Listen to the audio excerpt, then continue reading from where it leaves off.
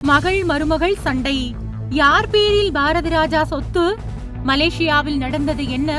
பாரதி ராஜா வீட்டில் மகள் ஜனனி மருமகள் நந்தனா இடையே பிரச்சனை இருப்பது அனைவருக்கும் வெட்ட வெளிச்சமாக தெரிய வந்தது. இதற்கு பின்னால் இருப்பது சொத்து பிரச்சனைதான்.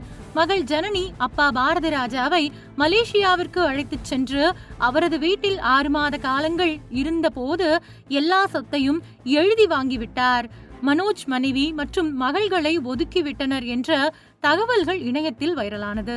இதுகுறித்து பாரதி ராஜாவின் மச்சான் மனோஜ்குமார் பல தகவல்களை கூறியிருக்கிறார். இவர் பாரதி ராஜாவின் மனைவி சந்திரலீலாவின் தம்பி என்பதும் குறிப்பிடத்தக்கது. நேர்காணல் ஒன்றில் பாரதி ராஜாவின் மச்சான் மனோஜ்குமார் இதுகுறித்து கூறியதாவது: பாரதி ராஜாவின் உடலுக்கு அரசு மரியாதை செலுத்த அரசு அதிகாரிகள் சில நெறிமுறைகளை விதித்திருந்தனர். சூரிய அஸ்தமனத்திற்கு பிறகு அரசு மரியாதை செலுத்த முடியாது என்பதால் அனைத்து குடும்ப சடங்குகளையும் மதியம் 3 மணிக்குள் முடித்துவிட்டு இறுதி ஊர்வலத்தை தொடங்க வேண்டும் என்று கலெக்டரும் போலீஸ் எஸ்பியும் அறிவுறுத்தி இருந்தனர். ஆனால் நந்தனா தேனிக்கு வந்து சேர மதியம் 2:45 மணி ஆகிவிட்டது.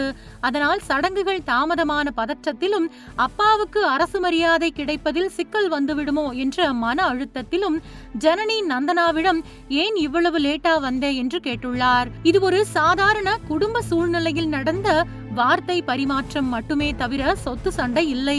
ஊடகங்கள் சொல்வது போல பாரதி ராஜாவிடம் 1000 கோடியோ 2000 கோடியோ சொத்துக்கள் எல்லாம் இல்லை.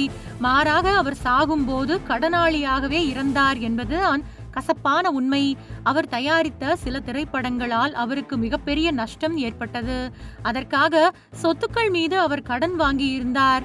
மேலும் தன் மகனை நடிகராகவும் இயக்குனராகவும் ஜெயிக்க வைக்க 15 கோடி ரூபாய்க்கு மேல் அவர் முதலீடு செய்து அதையும் இழந்தார். இது அவருக்கு மிகப்பெரிய மன உளைச்சலை தந்தது. மகன் மனோஜ் மறைவுக்கு பிறகு அந்த நிலத்தின் ஒரிஜினல் டாக்குமெண்ட்டுகள் அனைத்தும் மருமகள் நந்தனாவின் லாக்கருக்கு சென்றுவிட்டது.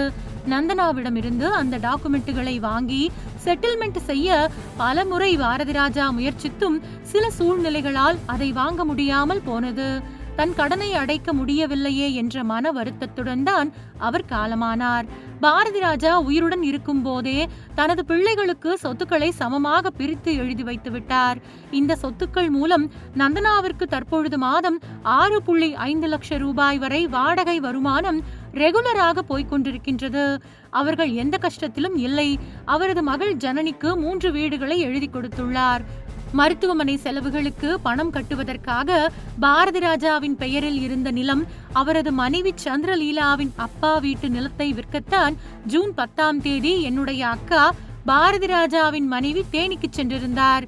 யாருமே எதிர்பாராத நேரத்தில் இயக்குனர் இமயம் காலமானார். அவரை அனாதையாக விட்டுவிட்டு போகவில்லை. மருத்துவமனை பண தேவைக்காகத்தான் சென்றார். பாரதி ராஜா ஒரு ராஜாவை போல வாழ்ந்த மனிதர். அவரது குடும்பத்தில் இருக்கும் சின்ன சின்ன மனஸ்தாபங்களை ஊடகங்கள் பெரிதாக்கி அவரது புகழுக்கு களங்கம் விளைவிக்க வேண்டாம். குடும்பத்தினர் ஒற்றுமையாக இருந்தால்தான் அவரது ஆத்மா சாந்தியடையும் என்று மனோஜ்குமார் கூறியிருக்கிறார்.